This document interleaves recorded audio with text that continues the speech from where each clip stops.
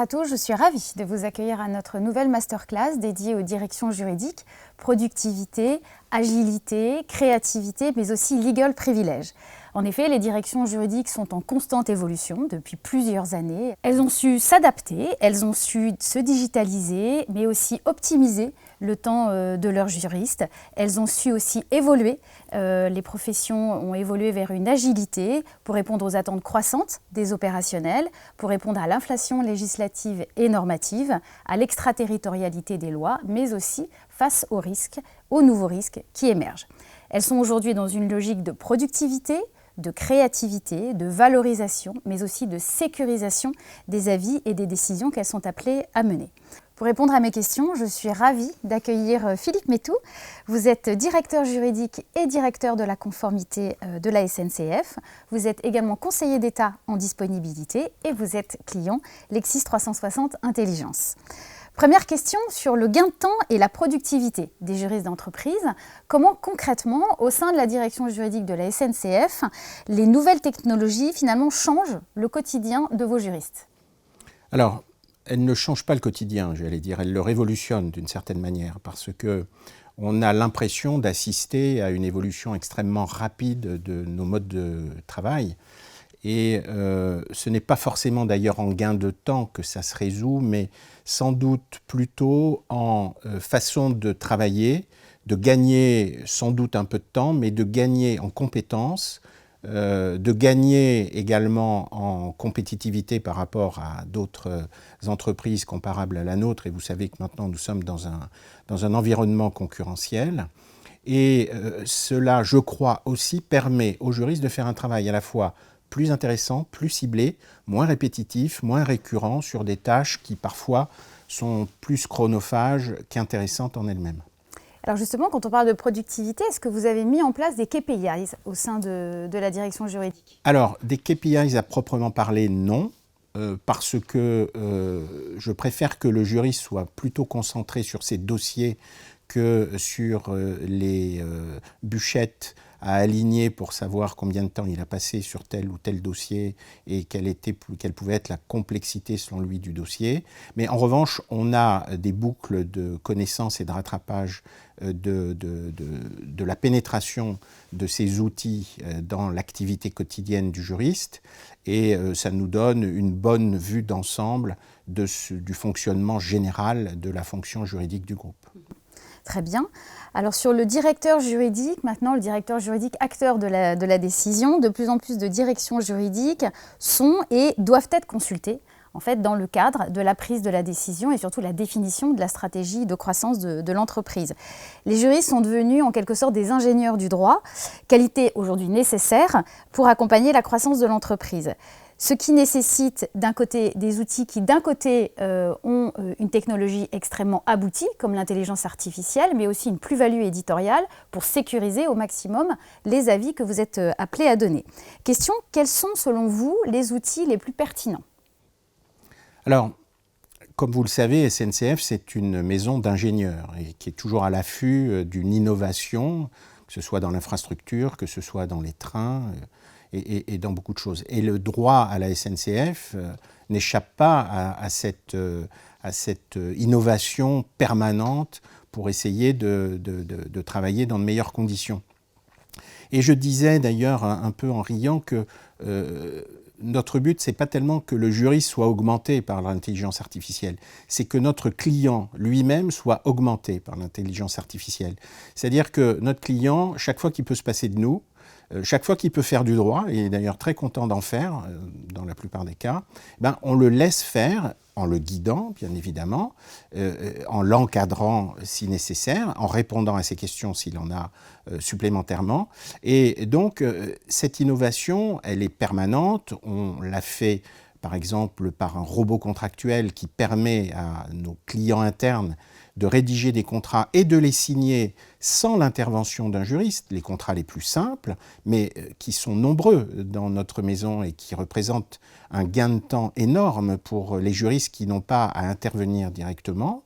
On utilise également le micro-learning qui est formidable pour sensibiliser l'ensemble de la communauté de SNCF à des questions très importantes tels que la conformité, tels que la lutte anticorruption, tels que le RGPD.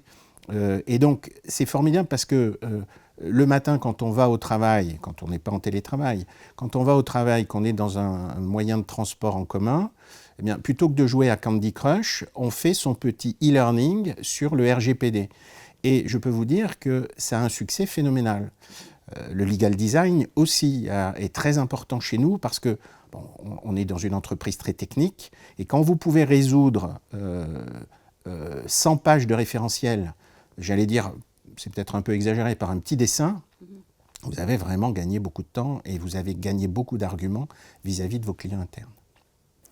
Troisième question, peut-être plus axée sur les risques. On l'a vu, le directeur juridique est un acteur de la décision, mais c'est aussi, et c'est devenu, une tour de contrôle. Une tour de contrôle dans le cadre de l'anticipation, mais aussi la gestion des risques, que ce soit en matière de conformité, de gestion des données, d'extraterritorialité, de devoir de vigilance, de risque pénal, également de e-réputation. Question concrètement, comment cela se traduit au sein de la direction juridique de la SNCF ? Alors, il y a encore quelques années, le juriste dans une entreprise, et notamment une entreprise comme SNCF, il appartenait au service du contentieux. C'est-à-dire qu'il intervenait une fois que le contentieux était né. Il n'était pas en avant du contentieux, il n'était pas dans la phase pré-contentieuse, il n'essayait pas d'éviter le contentieux. On faisait appel à lui quand le contentieux était né. Et on a tous cette image du juriste à barbichette, un peu poussiéreux, avec des manches de lustrine, qu'on venait déranger au fond d'un bureau un peu sombre pour lui dire « mais vous ne croyez pas qu'on pourrait défendre nos intérêts en optant de telle ou telle manière ?»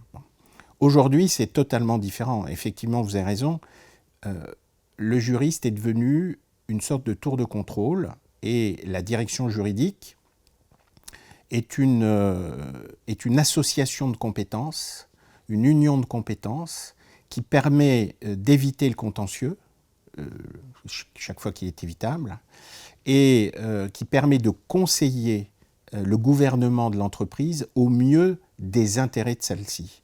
Et c'est d'ailleurs ce qui est passionnant. Si on peut éviter le contentieux, si on peut éviter tout ce temps perdu en procès, en négociation, en médiation, évidemment c'est mieux.